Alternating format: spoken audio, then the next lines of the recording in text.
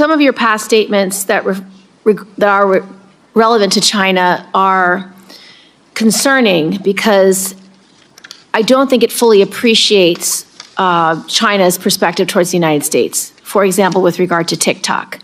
Your past statements have essentially said that requiring domestic ownership of TikTok is a violation of civil liberties, and the national security concerns are complete BS. Can you explain why you have this view on TikTok?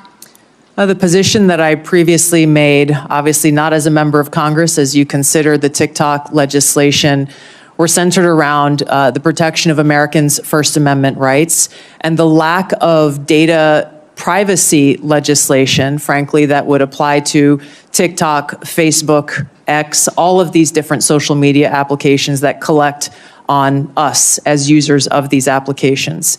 There were other provisions within that legislation that granted very vague and grandiose authorities to the president on deciding which private companies are or are not a national security threat. So let's talk about China specifically, because this is where I want to make sure you understand what's at stake.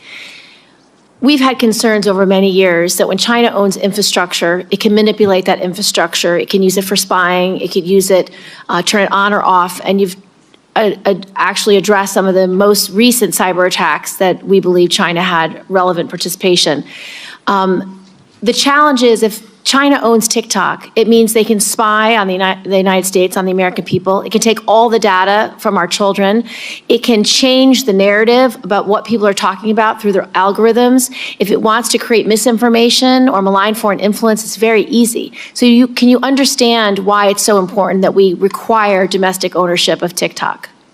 I understand the concern, Senator. I would just reiterate some of my concerns that I stated in the past about how this really is an issue about data privacy, because so much of what is collected by all of these, even U.S.-owned companies, can be sold to any country. I get it, and that is a bigger issue for Congress to wrestle, and I am all in for that conversation.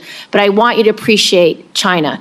What is your view with regard to Taiwan? Do you think it is something that your intelligence efforts will understand how important our relationship is with Taiwan, specifically on chips manufacturing? I think President Trump has most recently decided to have a 100% tariff on all chips from Taiwan. And your statements, particularly about the bill we passed, the CHIPS Act, to make sure that domestic production is invested in, and so that we have that supply chain, and so we have that national security. But your public statements about the CHIPS Act have been very negative and don't seem to appreciate how important that independence is for our national security, to be beholden to China, to be beholden to Taiwan, to be in a place where we can't do our own national intelligence.